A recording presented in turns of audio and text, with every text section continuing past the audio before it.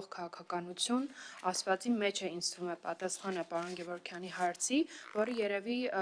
կարող եք հիմա ասել, որտեղ կարելի է ծանոթանալ այդ քաղաքականությանը։ Շնորհակալություն, մենք հավելյալ տեղեկություններ կուղարկենք դրա մասին, այսինքն որտեղ կա նշված ԵՄ կոնկրետ քաղաքականություն։ Եկեք այսպես պայմանավորվենք, հա, պարոն Սաֆյան, որպեսզի բան չանենք, չէ, խոսի։ Ամեն դեպքում, քանի որ պատգամավորը լքեց, իր կարծիքով իր հարցի պատասխանը չստանալով,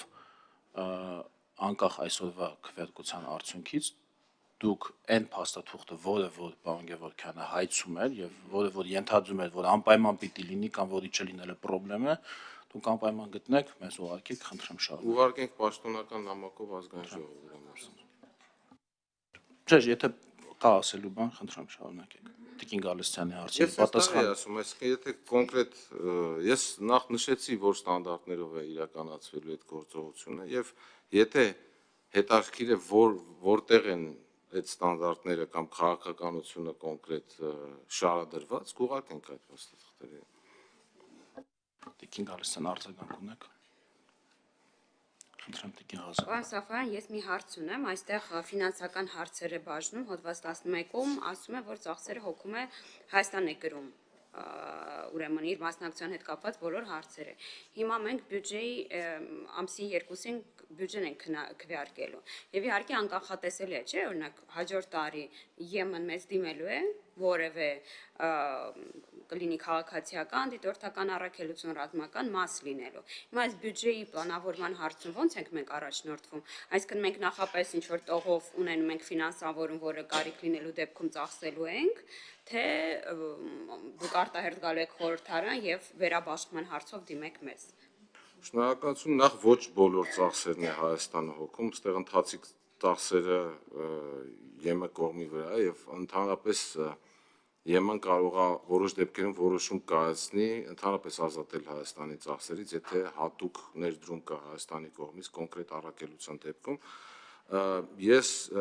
կդժվարանամ այս պահին ասել ինչպես մենք կարող ենք կանխատեսել այդ ծախսերը, բայց թերևս այս դեպքում առանձին դիմումը լինի բյուջեի հետ կապված, այսինքն առանձին, չգիտեմ, վերաբաշխումը լինի, որտեղ այս, հա։ Ես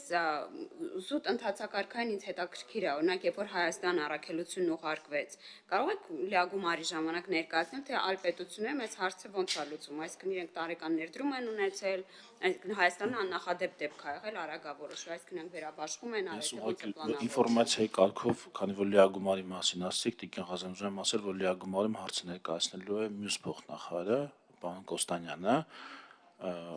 հանձնաժողովում պարոն Սաֆյանն է ներկայացնում, այնպես որ պատասխանեք պարոն Սաֆյան, բայց ուղղակի ձեր ինֆորմացիայի համար, որ խնդրեմ։ Շատ լավ, ես այս առումով ինչ որ ուզում եի ասեցի, այսինքն ես մտածում եմ, որ ապագայում, երբ որ որոշակի ինստիտուցիոնալիզացիա կլինի արդեն կապված մեր մասնակցության հետ, գուցե եւ առանձին տող դրան հատկացվի, բայց այս պահին դժվարանում եմ ասել, արդյոք մյուս տարվա բյուջեում այդպիսի բան կարելի է, այսինքն հաստատ մյուս տարվա բյուջեի համար պետք է հատուկ դիմել դրա հետ կապված վերաբաշխում անել։ Այլ հարցեր կան։ Խնդրեմ Տիկին Գալստյան, իհարկե։ Ես ուզում եի պարզապես նաև այս գործընթացի դրական կողմերի մասին էլ խոսենք, եւ ես կարծում եմ սա ոչ միայն հնարավորություն է ծառայության տրամադրման ԵՄ անվտանգության համատեքստում փոխադարձության սկզբունքով, այլ նաև մեր համար շատ լավ ինստիտուցիոնալ կարողությունների զարգացման հնարավորություն է, փորձի փոխանակման կլինի, թե ռազմական տարբեր գործընթացների վերապատրաստում չէ որպես այդպեսին, բայց ես կարծում եմ բնականաբար սովորելու շատ բան կունենանք եւ փորձի փոխանակումը էականորեն կասի նաև մեր ծառայության որակի առումով այս կոնտեքստում։ Բնականաբար այս կետը ես նշեցի, այսինքն դա Հայաստանին միջազգային մակարդակի փորձառություն է տալիս է հնարություն ծանոթանալ, կիրառել այդ փորձառությանը եւ այստեղ կարեւոր է որ դա ոչ միայն մենք անընդհատ խոսում ենք ռազմական ոնց որ անընդհատ նշվում է ռազմական կոմպոնենտը, բայց այստեղ կարող է մասնակցությունը լինել, ասենք ռազմական բժիշկներ կամ քաղաքացիական բժիշկներ կամ այլ ոլորտի մսակրավորներ կամ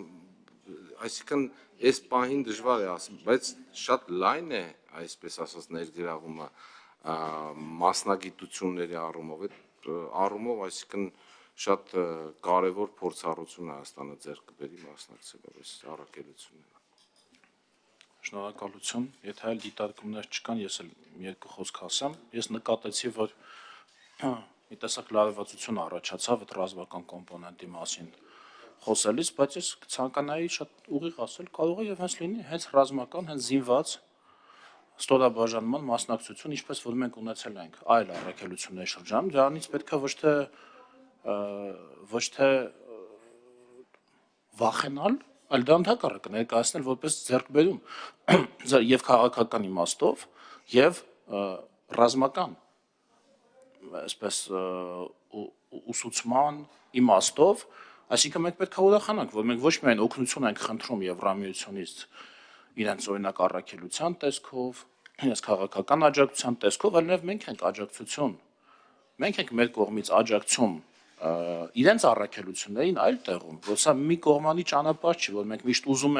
ենք ու ոչինչ չենք տալիս, իհարկե, բնականաբար, եթե լինեն ծախսերը, եթե հասնենք այդտեղ, որ քաղաքական որոշումը կայացվի, բնականաբար, բա հիմա երբ որ մեզ էլ պետք օգնություն, հետ պետությունները իրենց ծախսով եկել են եւ օգնում են մեզ, չէ, արդեն 3-րդ տարին, 4-րդ տարին արդեն լրանում Եվրամիության դիտորդական առաքելության։ Միլիոնավոր դոլարներ են ծախսում մեր խնդրանքով, մեր պետության տարածքում տեղակայված առաքելության վրա, հələ այնտեղ բացի Եվրամիությունից էլի պետություններ միացել, այսինքն մեր նեղ, այսպես ասած, օրին իրանք հասել են, մեզ աջակցել են։ Հիմա մենք ինչ վատ բան կա նրանում, որ որևէ այլ առաքելության, որևէ այլ տեղ Եվրամիության մանդատով բնականաբար այդ պետության այնտեղ որտեղ որ այն տեղակայված է լինելու, այդ պետության համաձայնությամբ մենք մեր աջակցությունը ցուցաբերենք այդ առաքելությունները, սա կարծում եմ, որ միայն լավ բանի մասին է խոսում եւ միայն կարելի է որպես ձեռքբերում ներկայացնել եւ ամենևին ընդհանրապես չխորշել, նույնիսկ եթե ռազմական կոմպոնենտից ենք խոսում, ուրեմն ռազմական խնդիր կարող է միտեղ կա լուծելու եւ եթե մեր ռազմական գերատեսչությունը համարի, որ մեր ռազմական եւ փորձի համար եւ միջպետական ռազմական համագործակցության տարբեր ասպեկտները լրացնելու տեսանկյունից դա արդեն ռազմական գերատեսչությունը կորոշի, իրանք կորոշեն։ Պետքա, եթե այդպիսի որոշում կայացվի, այո, պետքա դրան էլ մասնակցենք, ինչպես ասացի, մասնակցել ենք Իրաքում, ժամանակին Աֆղանստանում, ինչպես Լիբանանում, այո, ու կարծեմ մեր ժամանակ նման բաներ հարցեր չէին ծագում, թե վայ ոնց կլինի, բա ռիսկը, այո, ընդհանրապես կյանքը ռիսկ է, ռազմական լինի քաղաքացիական, ինչի հետ քաղաքացիական դիտորդական առաքելությունը, որ տեղակայվել է այստեղ, ռիսկի տակ չի տեղակայվել, ընդ որում անզեն, իրենք անզեն են, կանգնած են սահմանին, որի այն կողմում գտնվում են զինված մարդիկ, այսինքն իրանց մոտ պատկերացնում եք այդ 27 պետությունները վեր կենային, թեկուզ մեկը ասես չէ, տանում եք մեր անզեն քաղաքացիներին դնեք բանի ռիսկի տակ, ինչա թե Հայաստանի անվտանգության մասին ենք մենք մտածում, պատկերացնում եք այդպիսի խոսակցություն լինել այնտեղ։ Կարծում եմ, որ մենք էլ պետք է նույն կառուցողական ոճով իրենց պատասխանենք։ Շնորհակալություն հարգելի գործընկերներ, եթե այլ դիտարկումներ կա, պարոն Սաֆյան, այլ։ Չէ, ես ուղղակի ուզում եմ նշել, որ ես ամենևին չի ուզում ռազմական կոմպոնենտի հետ կապված ինչ որ այդպիսի, ասենց ասեմ, սահմանափակում կամ ինչ որ նեգատիվ ուղղակի այն որ ցույց տալու, որ սա միայն ռազմական կամ չգիտեմ ուժային կառույցների հետ չի կապված, ավելի լայն ոնց որ համատեքստ ունի, հասկանալի է։ Շնորհակալություն հարգելի գործընկերներ, եթե այլ դիտարկումներ չկան, ես հարցը դնում եմ քննարկման, քվեարկության, ովքեր են կողմ նախագծին դրական եզրակացություն տալուն, քանի որ այլ պատգամավորներ չկան, դեմ եւ ձեռնպահել չկա, շնորհակալություն։ ուստի հարցը կընդգրկվի առաջիկա արտահերթ նիստերի օրակարգում։ Շնորհակալություն։